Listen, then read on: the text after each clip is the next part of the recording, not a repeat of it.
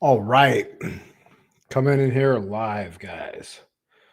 Making sure my sound is working. Got Dwight Muhammad Kwai playing. I got Has. It's funny when you read names. Hansa God. Like a whole bunch of great fighter highlights.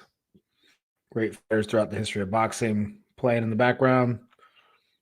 Got a new awesome channel member with Kenny. Baga. And looking forward to spending a nice Monday evening with you guys. Making sure my sound is working. Oh, yeah, it is. Nice. All right. For the hell of it, I'll put a goal for 5 super chats tonight. Start the timer at 45 minutes, just for the heck of it. What's up, Serial Master?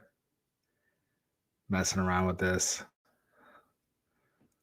Something cool. Here, I'll put a goal of, we'll do something cool if we hit 5 super chats. All right. Yo, what's up, Serial Master? What's up, Rusty?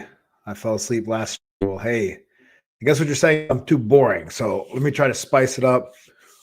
Ooh, got some good boxing going on back here. Okay. That flooding analogy was gold. Thank you so much. Thank you so much, Serial Master. Yeah, like I said, it only occurred to me just from hopping back in the ring and doing a little bit of work. I was like, man, I was reminded that I'm not thinking of shooting a 2-3.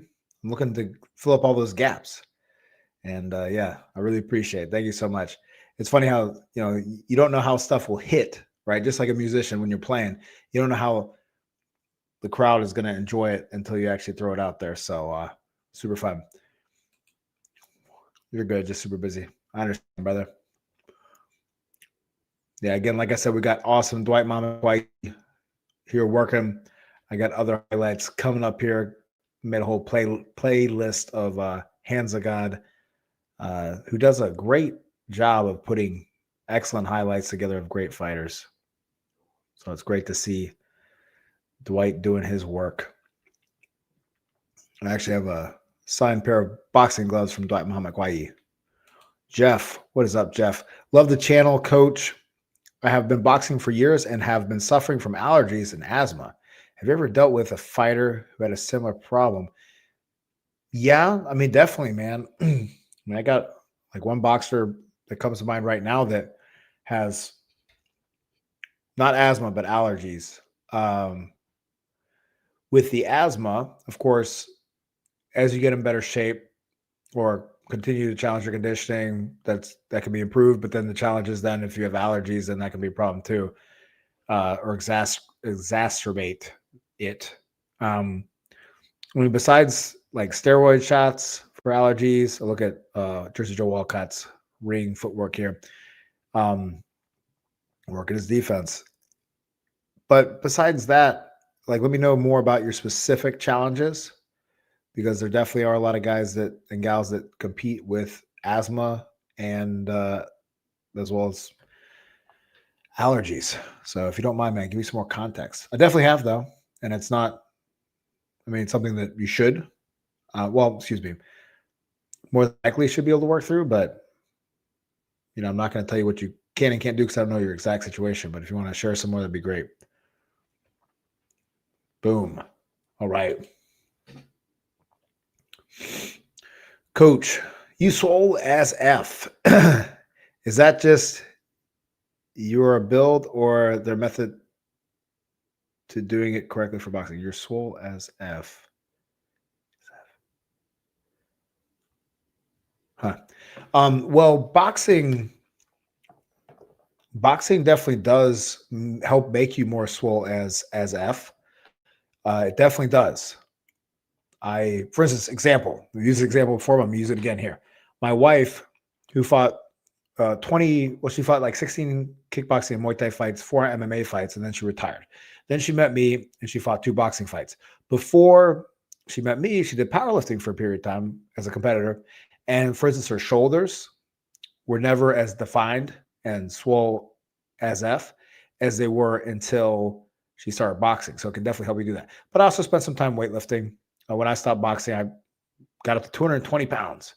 So I boxed 165. I'm about 170 something right now, about 173 ish. And yeah, boxing will definitely do it because it's an isometric contraction. Besides the actual like work you're doing, when you hit the bag hard, that's an isometric contraction on your muscles, hundreds of pounds of force. Okay, on your shoulders, on your biceps, on your back, things like that. Serial Master. By the way, real quick, Serial Master, before I answer your question, drop in a freaking $5 buy me a cup of coffee. I really appreciate it, guys. I set a goal to do 5 super chats for this stream. And if we hit the goal, I'm going to try to do something awesome for you guys. All right. I haven't decided what that is, but maybe you can throw out some ideas, right? Because I'm not the smartest person in the room. We all together combined can be. All right. I have a problem of landing single shots or landing one after throwing 3 or 4 punches. Not landing the flood phrase helps me visualize like filling empty space, like holes in people's stances. Exactly. Guys, if you haven't watched that video, go check out that video. Hopefully it can do what it did for Serial Master. It's, you know, it can be a game changer when you get the right visual tools, right? Or the right metaphorical tools. All right. Thank you so much. Jeff Espinelli. Context. Every time I spar, I feel my asthma kick in during the second and third round. Interesting.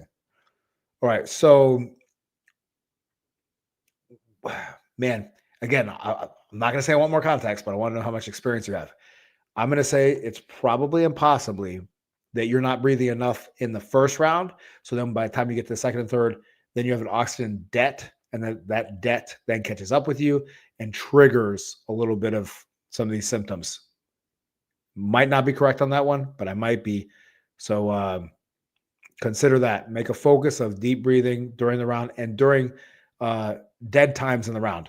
Like if you watch these moments where you're away from somebody. Let's wait for a moment in this highlight here. After Joe got off, he takes a deep breath, right? When Joe makes a little bit of space, you got 2 Joes right here. But when a little bit of space occurs, you got to catch those breaths. Obviously, we're watching highlight reels, so you're not going to see too many spaces happen, but you know what I mean. When you step slightly out of range, focus on getting those deep, controlled, smooth breaths, as well as making sure we're breathing with our punches, as well as making sure we're breathing smoothly while we're defending punches. It's easy to get tight as you defend punches. All right. Great question, Jeff. How much experience do you have? Let me know. Let's get a dialogue going. And again, I don't know how many people we got here, but the goal is 5 super chats. Got 9 people watching. Maybe we can get some more people going in here soon. Oh, cool. We just got Tommy bouncing in here. Again, you know, it's funny. I hear people say different things. Oh, the only this and the only that. I think I might be right now. I know some other coaches have done it, but right now, I think at least as of these past few weeks, I'm the only boxing coach that's doing live streams every Monday, answering any question you guys throw. So, you know, doing my best for you guys. Hey, coach, what makes someone have basic counter striking to elite level? Could you parse that out a little bit more? Again, writing is not my first ability or my best ability, better at yapping, but what makes someone have basic counter striking to from basic counter to striking to elite levels? Timing is one of the main factors, as well as variety, right? An elite level counter puncher like a James Toney is going to have a wide variety of ways that they can counter punches. And so therefore, it makes the counters harder to deal with, as well as their timing. So mere variety alone, but then also timing, it could be the same flipping counter every single time, but the timing is so spot on. And how do you develop that timing? Well, it takes a lot of time to do, but also it comes from relaxation and understanding the idea of throwing on the one and rhythm. Great question. I hope it's not too skippy here with these. Look at that left hook. Oh, man, beautiful. All right. How many fights until someone is ready for Golden Gloves? I've heard some have 0 or need at least 10. It depends on the. Okay, so now, great question, Rusty. Now, in the United States, there is no novice and open division. There used to be novice, which is 10 and under, and then open was you could turn open after 5, but it's now not in existence, so it's not worth talking about. So therefore, in that case, if you're going to go into a Golden Glove state tournament to hopefully go on to a regional tournament, then to hopefully go on to a national tournament, I definitely recommend you have more than 10 fights going into it. I mean, depending, unless you're just like in a really super empty weight division. Maybe if you're a super heavyweight, maybe a few other really light divisions, perhaps, but or if you're a lady. But definitely, since now it's all open division, from my understanding, meaning unlimited, you have 0 fights. Now, granted, you could go in and fight some matched fights at a state tournament, but in order to actually progress to regionals and things like that, obviously the likelihood of doing that with under 10 fights is going to be pretty low. Let me know if that answers your question fully. I don't know if you ever had this problem, but sometimes when I do a 1-2 as fast as I can, my right hand smacks my other hand. Yes. Great question. So with that, it can be 2 things, or there can be 2 answers to this that I can think of off the top of my head.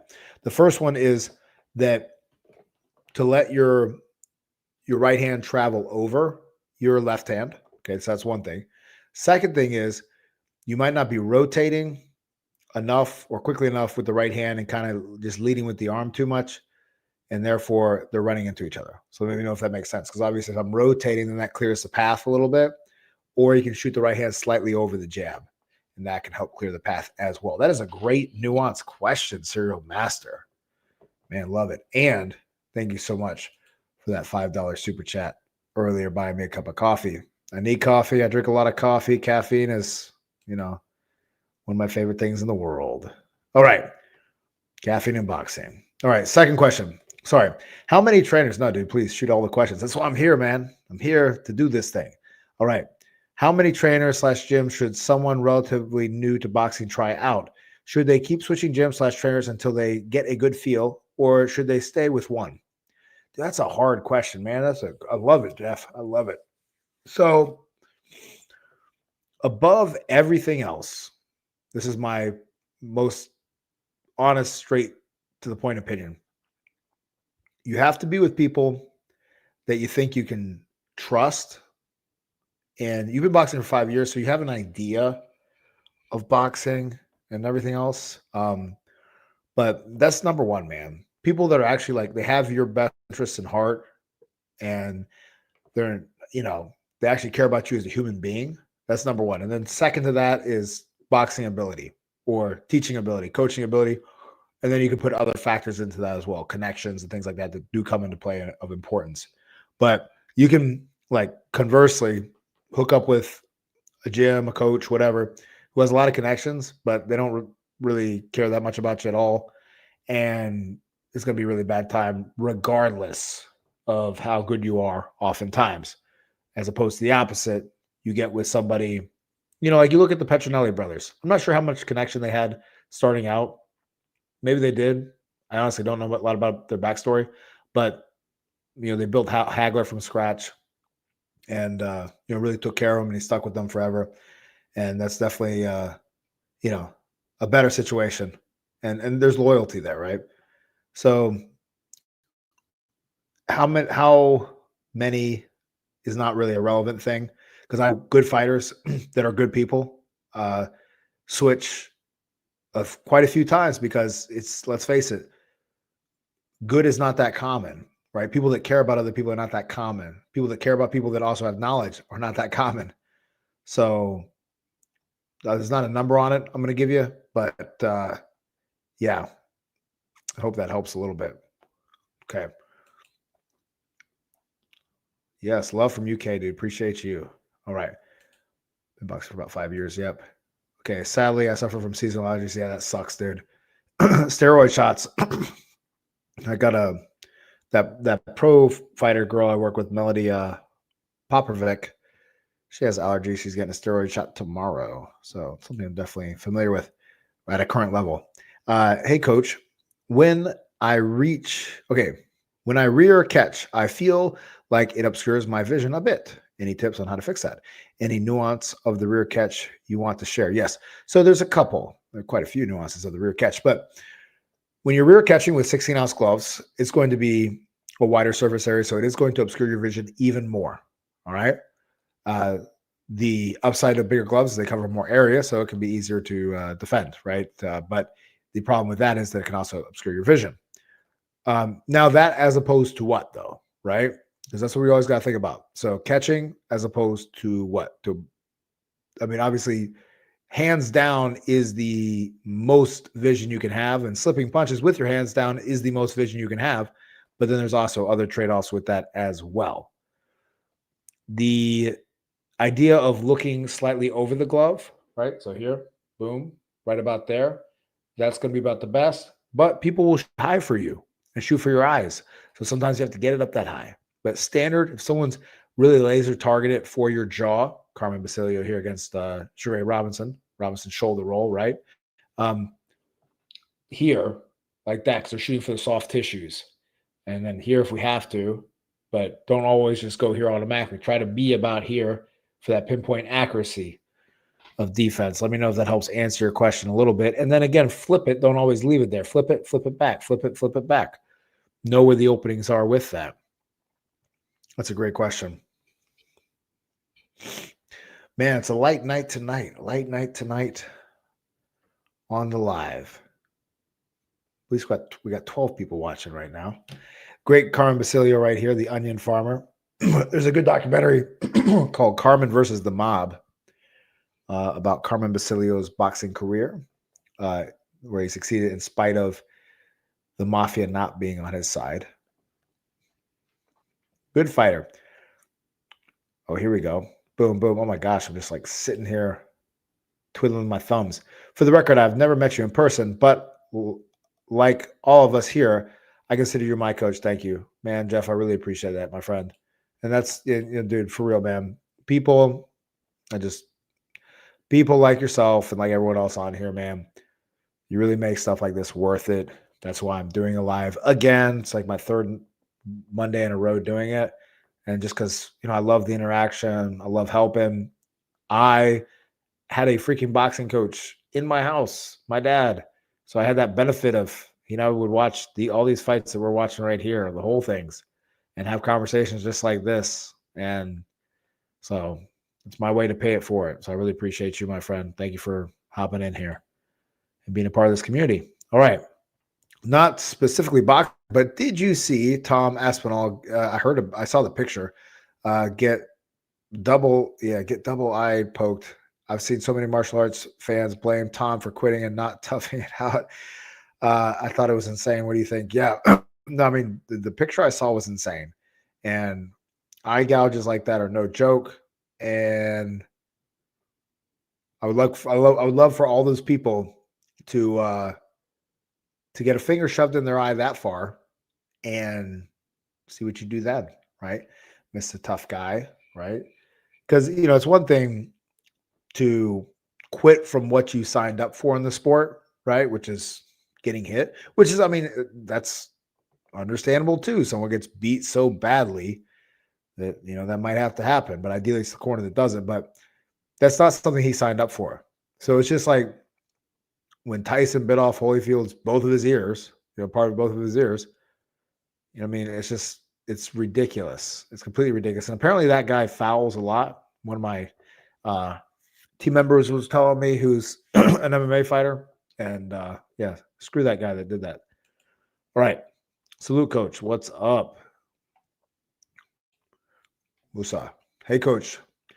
I've heard that counter-striking and head movement are proactive, predicted, rather than reactive, reacting to punches. Is that true? And if so, how should I apply it? Man, great question. It is a mixture. Meaning what? You can get a sense from enough ring time of what someone is going to throw. how they're little telltale signs and reads that you will pick up on what they're going to throw. All right. Or even patterns that help you be able to anticipate, right, what's going to be thrown. And that makes it very easy. That's where it's so important to be unpredictable as a boxer, right? If I'm a little bit too predictable, too common, man, like it's these fights, these weekends. This weekend I was at where this one kid, is these two like probably 12-year-olds fighting. And it was so funny, man. I was sitting there with this other fighter of another gym, and he was real funny, like up under and over the top, up under and over the top. And he would just say it like quietly every time this kid was about to throw. And this kid would throw the same exact freaking combo over and over again. It was a left uppercut and a right hand, left uppercut and a right hand, left uppercut and a right hand. And 10 times or more in every single flipping round. But the kid was landing it. Anyway, so that's an extreme example, but we all fall into patterns. And if someone's doing a pattern like that, then that is a predictive counter that you would do off of that, right? You'd be like, oh, left uppercut coming. I'm going to shoot a right hand over, come back with a left hook, or I'm going to shoot the 1-2 over the left uppercut coming. Or the left uppercut comes, I'm going to slip the right hand, come back with a right hand and a left hook to the body, right? Something like that. So there's a predictive element. Also, when you get into the flow of an exchange, if you watch, unfortunately, we don't have the James Toney highlight playing right here. We got Henry Armstrong, the only guy to have 3 world titles, undisputed titles, because there's only one title for each weight class at that time, and hold them at the same time. And he fought for a 4th title against Seferino Garcia, and he lost it on a draw, or he didn't get it on a draw. A lot of people thought he won it. He almost had 4 of the 8 weight classes locked down at one time. Henry Armstrong is who Joe Frazier based his style off. Anyway, people like, for example, James Toney and other fighters, they are able, and when someone's throwing a combination on you, your ability to shoot inside of that is not so much predictive, or it's not proactive. You absolutely can move your head, can block, most definitely, but also move your head and counter 2 punches coming that you didn't necessarily know were coming. All right. You can build up that ability. How do you do it? By having someone work your defense. And over the time of someone working your defense, and with the focus of not trying to beat you up, but the focus of trying to throw different things at you, to throw static at you, to change sequences, to throw one sequence that would set up the other sequence, right? So a 1-2, 1-2, 3-2. Now you have to see the difference, right? Things like that. And then building up those abilities and those eyes and those reactions over enough time, then you're able to actually do it, even though you weren't, quote unquote, being proactive, right?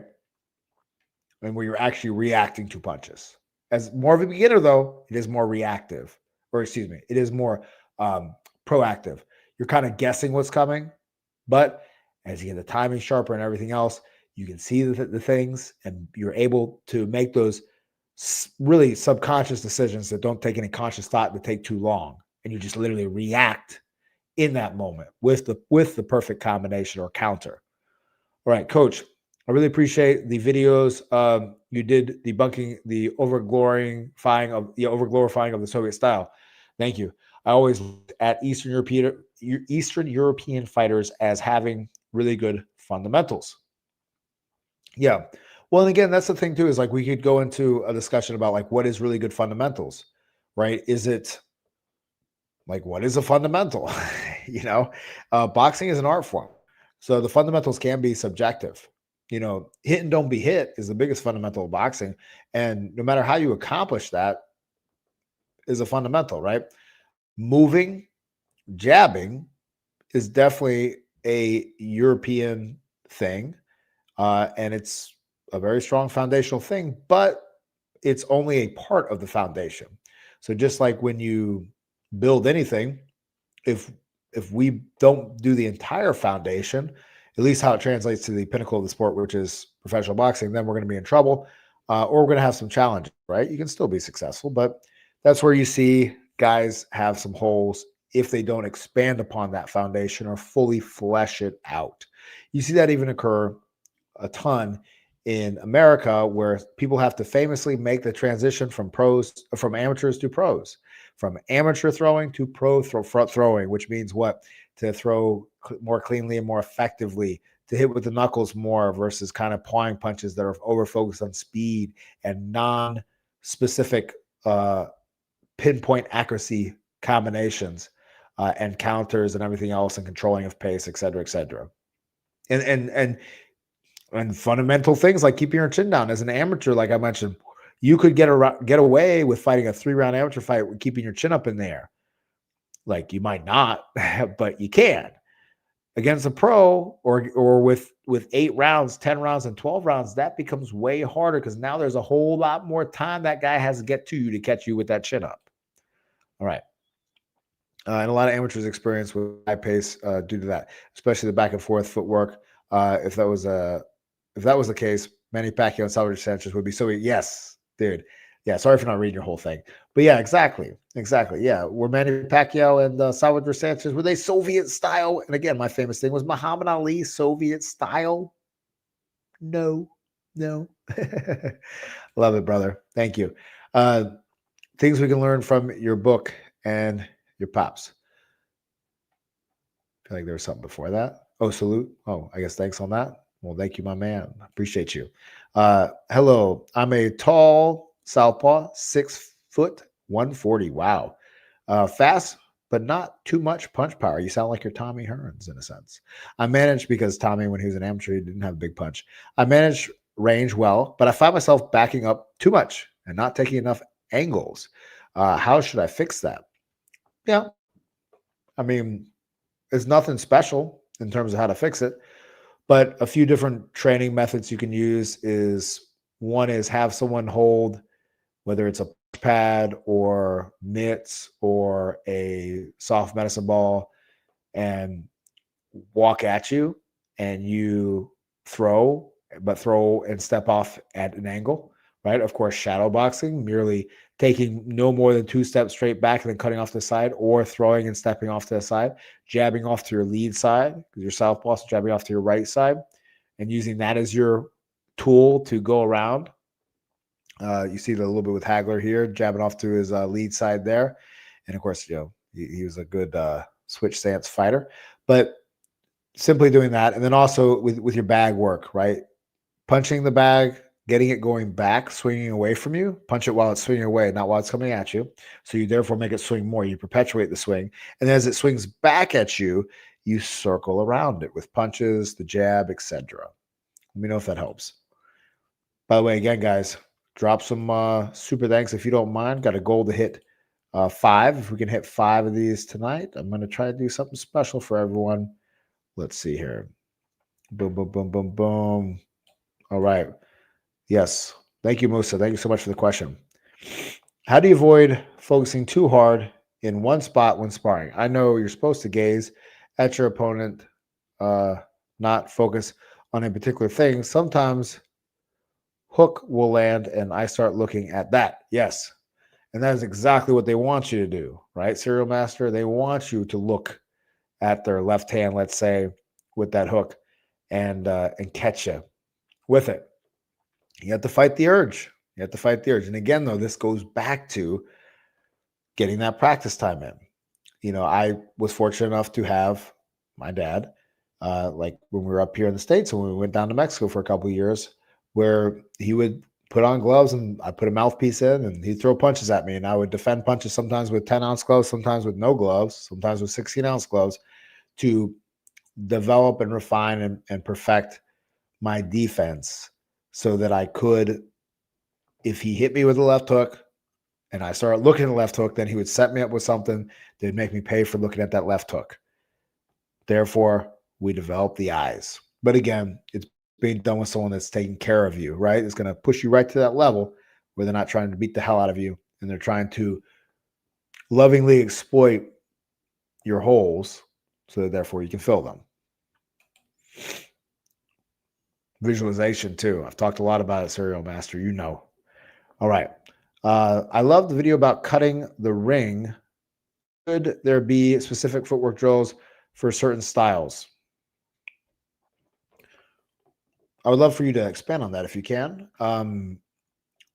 So cutting off the ring, specific footwork drills for different styles. Yeah, so obviously a more aggressive fighter, but I would argue any fighter needs to know how to cut off the ring because as you're growing and building up the base, as I've talked about so often, you have fighters that famously fight a certain style, quote unquote. But then if you see them in the gym, you see them fight some other styles. And then you see them sometimes in a clutch moment in a fight, change their style a little bit and do something you didn't think they could do. Right. So being able to do all of the basic ring movements. What are the basic ring movements? Your ability to circle, right? To circle and get away from people in a circular fashion. Your ability to come forward, which also means your ability to actually drive someone straight back to the ropes, your ability to cut someone off along the ropes, and then your ability to step around people when you're in tight on cut angles. Those are the basic footwork abilities you need to be able to have, besides obviously just stepping forward, stepping back, and stepping side to side, right? And that just goes back to the shadow boxing. There's different ways you can slice it. There's different ways you can, it's like you got your meat and your potatoes, and at the end of the day, it's all meat and potatoes. You can season it differently and make meat and potatoes different, but then it's still meat and potatoes, right? Which is what? Those essential movements that I talked about. And there's many ways to work that. Simplest way is shadow boxing, but there's other fun ways you can do that as well with a partner, things like that. For my frame and stance, are there any hand defense suggestions? I pretty much just use my left catch to block straights. Yeah, hello world. You're the southpaw, right? Okay, cool. Yep. Yeah. Yeah. So you as a long guy, yeah, you're going to use your rear hand, which is your left hand as a southpaw, to catch the straights. Keep a little bit more in front because if someone gets in close, they're probably not coming around for that hook. And also, too, you being a southpaw, if you're fighting an orthodox fighter, it's even less likelihood of that hook coming around. Not that it can't, but there's less. Then you need to watch out for the left hooks coming over your lead hand, your right hand. That's where keeping the chin behind the shoulder, as well as being able to snap up that lead arm, that right arm, to defend against those left hooks coming over is important as well. But also keeping the range, really. So you keep that range, keep them at the end of your quote unquote stick, then there's less likelihood of that being a problem, as you see with watching Tommy Hearns do his work here and keeping that rear hand ready to defend. You pretty much got it. Tell me if you really get hit by many punches, as long as you manage your range well, you really should. Joseph, big respect. What is up, brother? Good to see you in here, man. Hope you're doing all right. All right. Bam. So we got 2 super thanks, guys. Let's get 3 more before 10:15. So about 20 minutes, maybe less than 20 minutes. And yeah, maybe I'll try to do like another live stream or something like that. Or if anyone has any cool ideas, throw that in the chat as well, guys. All right. Ricardo. Hey, coach. I actually go to the gym you train and coach at. How do you get into the competition team? I have a passbook. Yes. Did I say Ricardo? I'm sorry. Ricard. Well, number 1, say what's up, talk to me. Number 2, and talk to Trey and Dean. But number 2 is let me you. So let me see you get some work in with guys. Oh, here we go, Ray Paez, and you'll do some triple sparring, and then you show that you can perform in that regard. Then we will start booking you a fight. But you got to show 3 things, Ricard, and please feel free to show everyone else that I'm the same way here as I am in the gym. But we need 3 things. We need to show that you are in shape, right? That you can defend yourself and that you can be competitive, right? Because win or lose, there's no draws in amateurs, but win or lose in amateurs, the biggest things that I'm concerned about, number 1, as a person that cares about other people that do boxing, is that you're able to reasonably defend punches. You're in good enough shape to actually compete and to, therefore be safe, but also be the 3rd thing, competitive, which means that you're actually able to be aggressive enough and throw enough to actually make an account of yourself. And then everything else comes in with the nuance. Let me know if they answer the questions, man. Say what's up next time or talk to Coach Trey. next time you're in the gym, and let's get something going, man. All right, Coach, you're a wonderful and an amazing teacher. Thank you so much. Visualize every night for 3 months before the fight, which helped me become unfazed in crowd. Wow, and focus. And your focus on fundamentals and the multi-jab focused my action in my boxing skill acquisition. Thank you, sir. You're wow, man. So, man, see, I love that because as I preach, as I talked about in that latest video I put out today, knowledge is not power. Knowledge is only potential power. And people like you, hello world, would love to know what your name is. You took the knowledge and you put it into action, which therefore made it not potential, made it actual potential. Whereas my dad would oftentimes say to me, because my dad was not only a professional boxing coach, but he was also a PhD in neuroscience. He's a clinical psychologist. He's taught inferential statistics in college, as well as a professor, as well as psychology. He had a psychological practice. He would say that potential is not special. Potential is the rule, right? Meaning it's the common thing. Actualized potential is the exception. He has potential. That's the rule. Everybody's got potential, right? We all have potential to be more, do more, give more, right? Actualized potential is the rule. Is the exception, is not the rule, right? That's what you are. You are actualizing the potential. You're taking the knowledge and making it action. Should long outside fighters work on specific footwork that goes with that body and style? Yeah, absolutely. You need to build up that foundation. And then what I do, like with this long fighter I work with right now, is also helping them fill in some of the gaps if they do have really good outside footwork, filling in some of the gaps so that they can know and understand and have a foundation of footwork at every place of the ring, because I believe everyone should have a certain level of versatility. If you're two-dimensional, that can be problematic. But yes, absolutely. As a long outside fighter, circle, and circling while expanding space. If you watch like on this wall here, like circling and getting further away as you circle, right? You're here, you're getting further away as you circle, and then changing direction, side to side movement, lateral movement, and avoiding the corners. Make the ring literally a circle. So you got a square, right? You got a square. Let me use this just to represent that, right? You got a square, my gum, and you want to cut these corners and take away the corners. Make the ring. It's called a square circle for a reason, because that's how you need to make it as a longer person. Make it a circle. Do not end up here. There's no reason for that. All right. If someone's creeping you along the ropes, let me use up here. If someone's creeping you along here, even if you have to move into them a little bit, if it feels like that, to get further away, so therefore you can circle off, don't let them drive you too close. Move a little bit off to here to create a little bit of space, and then circle out. All right. Great question. Can't wait to fight hard. Shadow boxing is a game changer. Yeah, dude, right? Missing every single punch, right, Joseph? Missing every single freaking punch when you shadow box hard. Then when you get to hit something, bro, right? It's like doing nothing almost, right? So, because remember, that's what tires you out when you box, is missing hard punches. So if you freaking train to miss hard punches, that's the secret of what Marciano did. Everyone talks about all this like Rocky crap, right? Rocky Balboa, right? Screw Rocky Balboa. Sorry for any Rocky fans. It's the biggest franchise and movie franchise in sports, right? Absolutely. Did a lot of good things for boxing. I'm sure Sylvester Stallone's a fine person.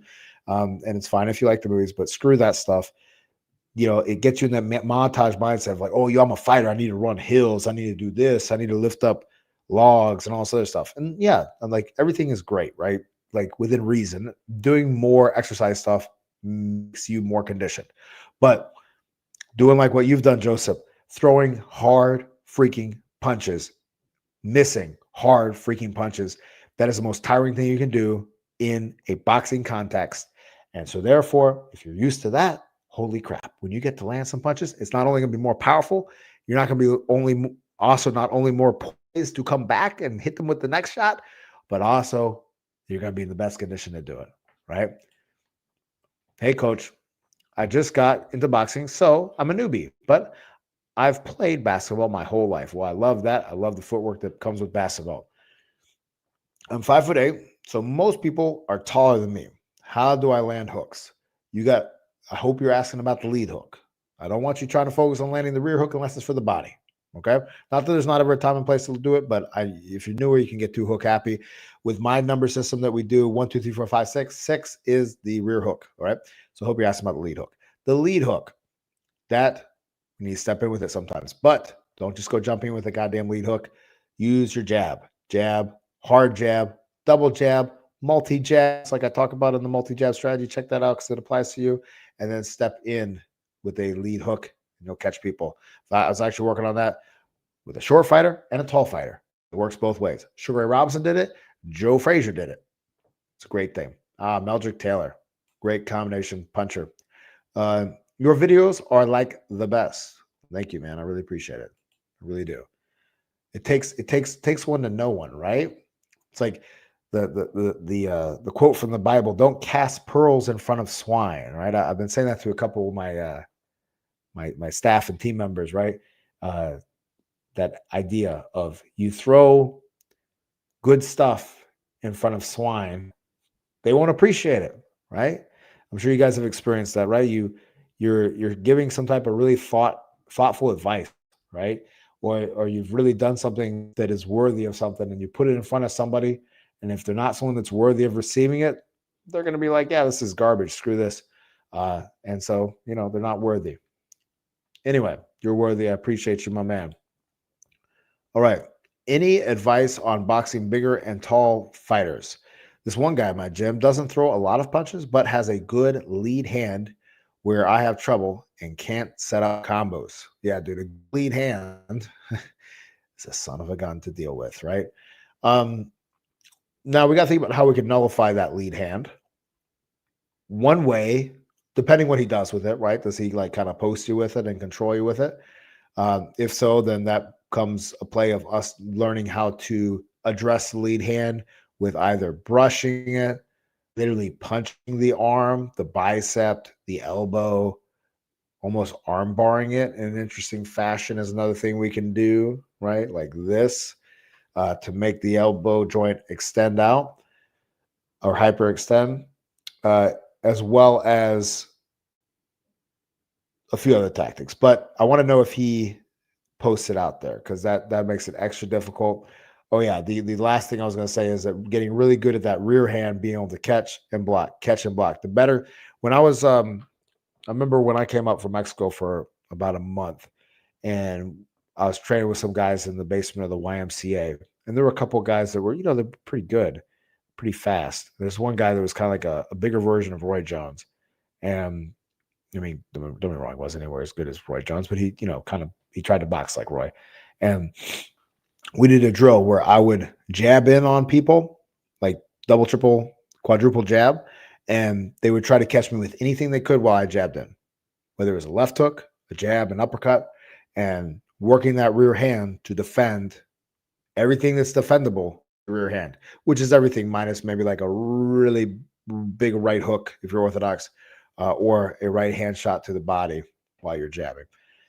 But you can get good with that. We're getting close to the end time, guys. Let's try to drop another super chat, man. The goal is to hit 5 if we can. That'd be awesome. That gets Coach Keith enough coffee for the next couple hours, not the next couple days. Let me know if that helps, Rusty. Did your boxing translate to other parts of your life? I remember hearing that martial arts in general will build your confidence, but like regardless of my training, I'm still a timid person. Yeah, sorry, my thing's like kind of goofy. But anyway, yeah, it's a long process. And again, like, there's other character development. Sorry, I'm not trying to say you don't have character development, but there's other things you can do or other things that you need to do besides boxing to build out your self in your life. So it is a very valuable tool in that process, right? I've seen many people who have built out other aspects of their life minus the combat sport aspect and still had a hole from not filling it with something like boxing. So definitely it is an assist. But then it's important for you to actually use that, like we talked about with metaphors, in an empowering way. So, example is my dad would talk about, because that's what the story for my father was. He had an older brother. He's considered the stupid one. Donnie wasn't going to go to college or anything else. And his older brother, Ed, was the smart one. Right. And uh, his older brother would beat him up and everything else. And so, he went to boxing to build up confidence and everything else. Everyone told him he's a loser. His dad told him his greatest goal in life should be to work at the post office. And he got into boxing to build that confidence, but it was forged in fire, right? And that's where the word character comes from, the Greek word for chisel, which is, think about a chiseling away at a statue, right? To carve away at oneself, to someone in those difficult moments. But then not only doing that is enough, you have to then take that and then directly apply it to whatever it is that you're dealing with in your life.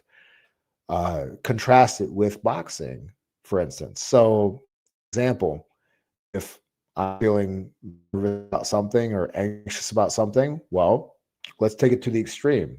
And one of the biggest extremes, outside of someone actually trying to literally kill you, right, is a boxing fight, right? Or a really hard boxing session against someone trying to kill you, because sometimes that can happen in sparring. And if you can relate to that, then it gives you proper framing of what might be stressful, what might be making you feel timid. I mean, let's face it, there's nothing worse than getting physically beat the hell out of. Well, excuse me, let me step back. Losing like our closest loved ones can be worse, absolutely. But as far as like direct pain in a moment, few things are worse than getting physically beat the hell out of. So we can frame things in that context, then it makes life more easy to battle. Shadow boxing with light dumbbells. How should it be done? Yes, great question. It should be done towards the end of your workout. Oh, here we go. The great James Tony. So, great question. Don't do it in the beginning of your workout. All right. And don't try to argue with your coach and say Coach Keith said to do otherwise. Like, if your coach wants you to warm up with dumbbells, fine, do it. But maybe grab some 1-pounders or 2-pounders. But anyway, shadow boxing with weights is fine and great as strength endurance, but it's not going to make you throw faster. It's not going to make you hit harder.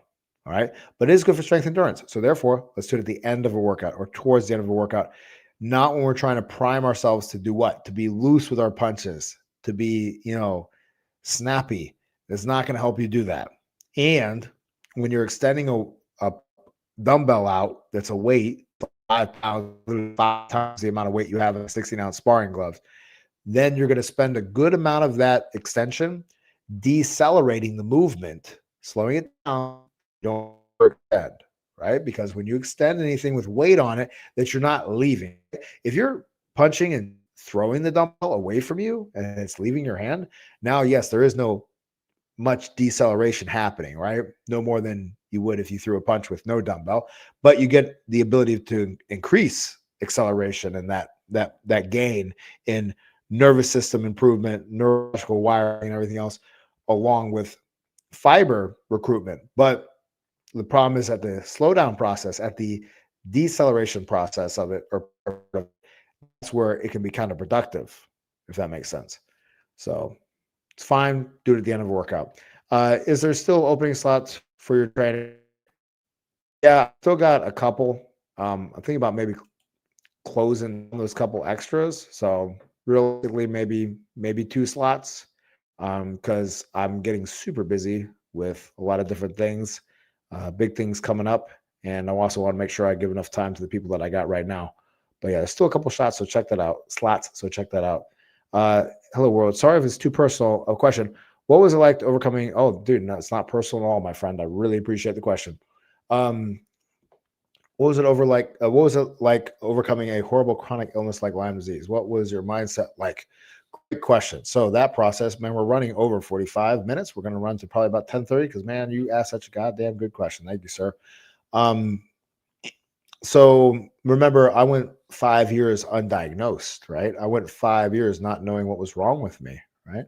And Ignorance is not bliss. Ignorance is poverty and death and suffering.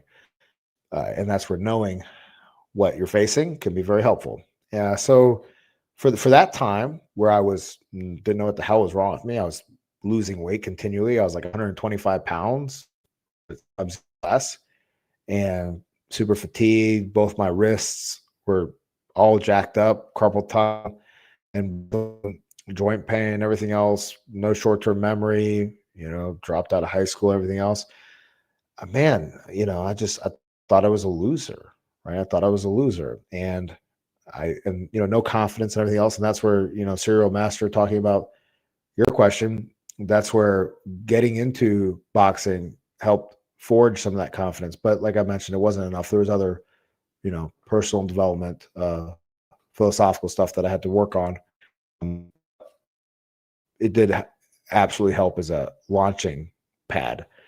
But yeah, and so then therefore, where I was able to then be blessed because my mom decided to get a test that no doctor was recommending, because they said there was no Lyme in our area at that time, where there was, of course. But anyway, so I got that test and I finally got the test results. They said, yes, that's what it is. I was like, holy crap. But then it was a whole journey and then the final notch of getting better and having reasonable, good health, some of the best health I've ever had in my life, I have now, was also forgetting being a sick person, right? I'm not trying to say like some type of secret BS, like, mindset stuff where it's like, oh, if I just wish it away, it'll be gone. But when you're used to being sick, you start identifying the sick person. So then when the health does get better, you can still be kind of stuck there. And you have to sometimes battle yourself out of that. Sometimes separate yourself from people that love and care about you because they don't want to see you fall apart. But you have to reach out there and take the challenge, and take the challenge that we take with boxing, right? We take with combat sports and with life, where you risk failure. And so changing my mindset with that, and again, like I touched on, diving into philosophy, stoicism, and things like that helped as well. Great question, my friend. Taking two punches sound like one. Yep. And I feel like someone who did that insanely well with his 1-2, in my opinion, is Alexa Royal. Man, you are so right, Dame. You're so right. When he knocked out Kevin Rooney, you're right. That was a good example of it. Yeah, man, you're 100% spot on. Thank you. And ironically, you're full of run-on comments. I love it. Here we go. Dwight Mama Kwai, Dwight Braxton in the corner working. Right. And ironically, the best footage, in my opinion, ironically, is him doing against Tyson's old trainer, Rooney. Yep. Can't remember his first name. Yep, Kevin. As well as Roy Jones mentioning that was something he took from watching him. It's like the 1 and 2 rhythm you talk about. Yep, exactly. Now, I put up a short, I think, also just me showing it as well, because with one of the people that I work with, for people all around the world, they were having trouble getting that idea. And so, yeah, you're really almost throwing one punch. It's a throwaway punch in a sense. It's still connecting, but it's not very impactful. And that's to really almost like Trojan horse a punch with another punch. It's freaking awesome. And again, this is stuff that I did not do enough, right? And that's the beautiful thing, by the way, about coaching, is that you get to right a lot of wrongs, mistakes that you made, and then also teach the right way. I say that because I had this journeyman that I worked with. I tried to help him make that transition into coaching. It's like, dude, man, you got so much experience and everything else, and so many names he could drop that he worked with and things like that he fought against. And it's like, hey, let's make that journey. You're getting older. Let's make that journey to now translate that into coaching. And he would only be able to stick and tell people about what he did wrong and how to learn from him about what he did wrong. But it's like, dude, buddy, you did a lot of things right. You had a career. Let's talk about some of the things we did right too. But he was only stuck on the things he did wrong. And I mean, that's also why he was a journeyman, I guess. So it's like building potential energy. Yeah. In a sense. Yeah, possibly. But man, really the analogy of it's like Trojan horse throwaway. Are you saying like with the 1-2, with the two punches sound like one? Because also too, like think about if we get those impacts together, it essentially could create more of a shake. You could say theoretically, but now I'm getting super theoretical there. But the big idea is that it really is hard to defend. If you throw a 1-2 at me like that, and I address the 1, I'm not probably addressing the 2. And also, good luck trying to time that for the counter. When you time that for a counter, you almost got to counter in a fashion where you're addressing 2 straight punches as 1 straight punch, right?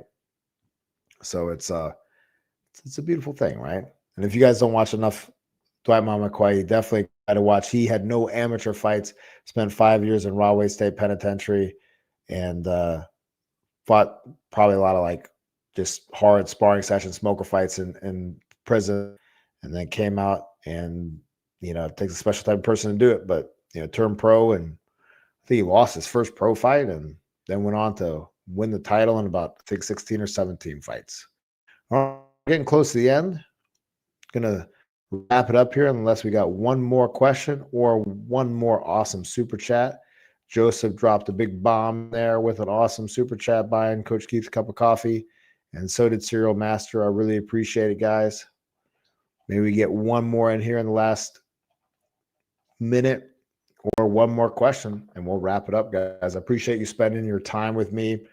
The Combocraft product is out, and it's I go deep into combinations, different setups for combinations, as well as I have 3 different 3-round segments where I call out different combinations. And so this allows you to really ingrain throwing when you don't want to throw, right? Because sometimes when you shadow box, it's like, dude, you don't always want to, it's easy to lie to yourself and like, oh, I'm moving around now, where it's like really you're tired. Whereas I'm calling out these punches, so you got to throw them, right? It's just like I'm doing mitt work for you or whatever, or like I'm right there for you shadow boxing. So definitely check that out, guys. It's on the Patreon page. Here's the link right here. And I hope everyone has an amazing night. Serial Master, I hope you have an amazing night as well. And man, maybe I'll see you guys next Monday as well, because I really enjoyed this, gang. All right, see you then.